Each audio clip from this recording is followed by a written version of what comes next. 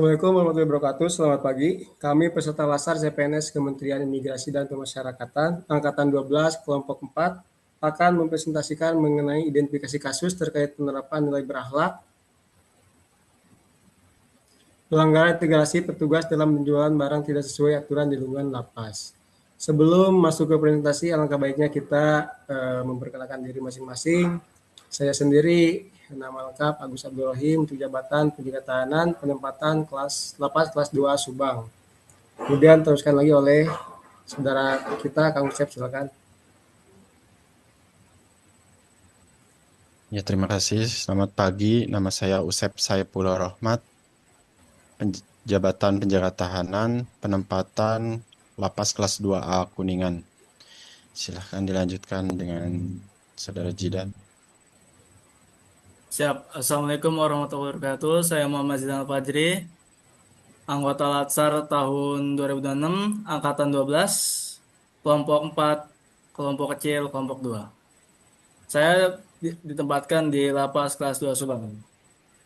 Dilanjutkan oleh Bapak Salman. Terima kasih atas sebelumnya. Nama saya Muhammad Salman Al-Farizi, jabatan sebagai penjaga tahanan dan ditempatkan di Lapas kelas 2 Subang. Terima kasih. Selanjutnya akan dilanjutkan oleh Muhammad Al-Farizi. Baik, perkenalkan nama saya Muhammad Lotela Gertiza. Saat ini saya sedang mengikuti pelatihan dasar CPNS tahun 2026 dan saat ini juga saya sedang bertugas di Lapas kelas 2 Subang.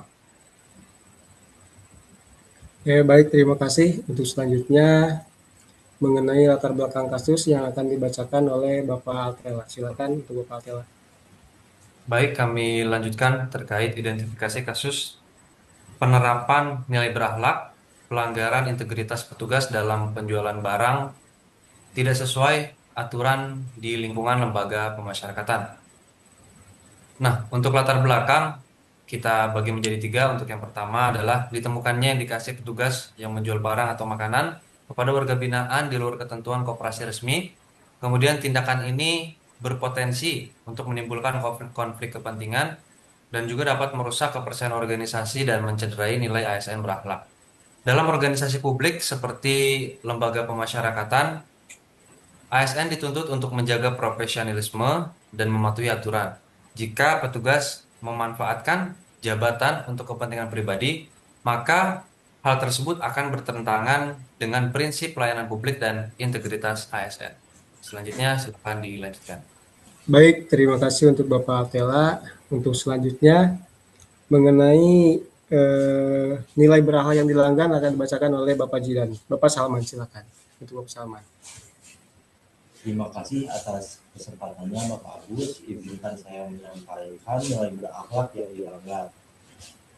Nah, di nilai akhlak yang dilanggar ini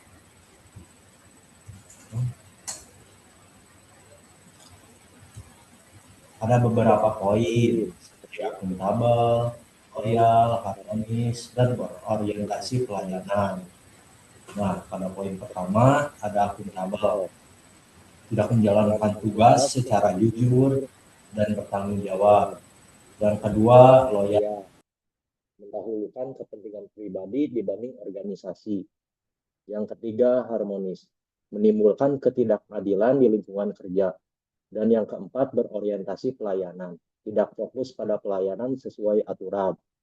Nah, dari poin-poin tersebut, perilaku itu menunjukkan penyimpangan dari core values ASN. Karena keputusan yang diambil bukan untuk kepentingan institusi maupun masyarakat. Mungkin cukup sekian dari saya. Dan selanjutnya kami lanjutkan. Terima kasih untuk Bapak Salman. Selanjutnya untuk penyebab permasalahan akan dilanjutkan oleh Bapak Jidan. Silakan untuk Bapak Jidan.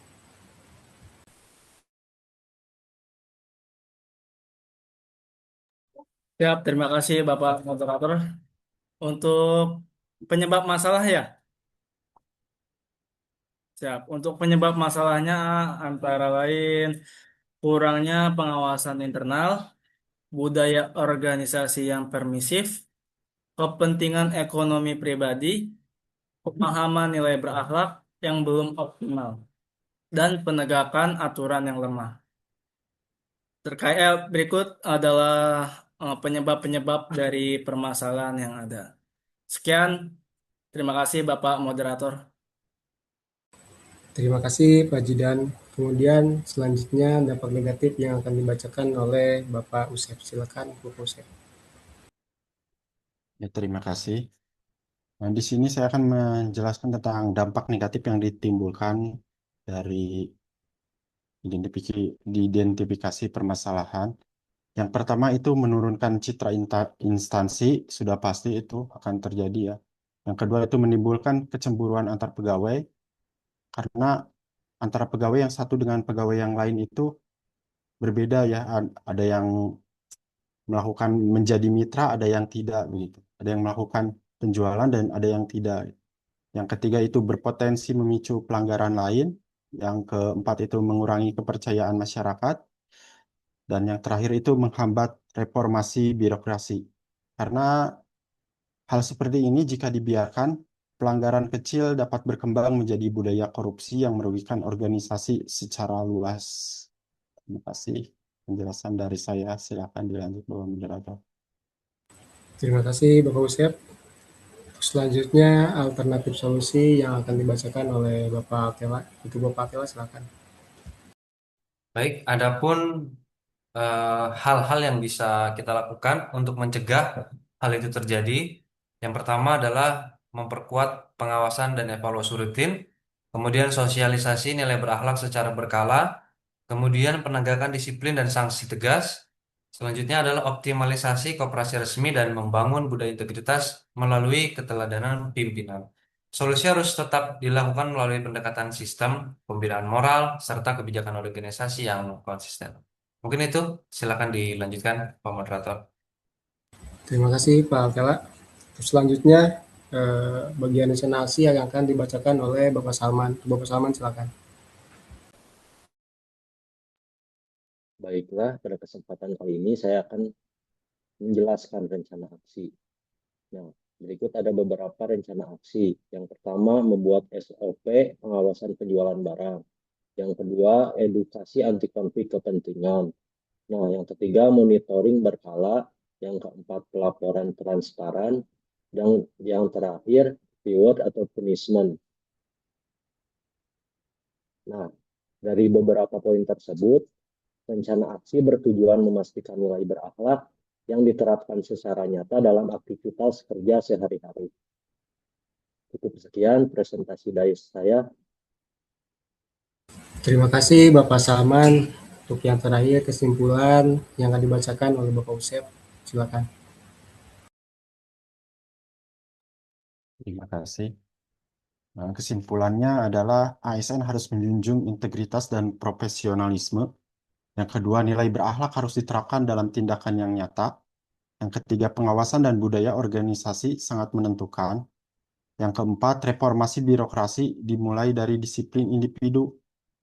Karena penerapan berakhlak bukan sekadar slogan, melainkan fondasi utama dalam menciptakan ASN yang dipercaya masyarakat. Ya, itu kesimpulan dari saya. Silakan dilanjut Bapak Moderator. Baik, terima kasih untuk Bapak Usep dan rekan-rekan. Mungkin dari saya ada penutup sedikit. Dengan menerapkan nilai berakhlak, ASN dapat menjadi pelayan publik yang profesional, berintegritas, dan mampu membawa organisasi menuju pelayanan yang bersih serta terpercaya. Segitu mungkin dari teman-teman ada tambahan? Oke, cukup sekian presentasi dari kami Angkatan 12 Kelompok 4 peserta Latsar Kementerian Imigrasi dan Pemasyarakatan. Mohon maaf bila masih banyak kekurangan. Sekian, terima kasih. Assalamualaikum warahmatullahi wabarakatuh. Waalaikumsalam warahmatullahi Waalaikumsalam wabarakatuh. warahmatullahi wabarakatuh. Waalaikumsalam warahmatullahi wabarakatuh.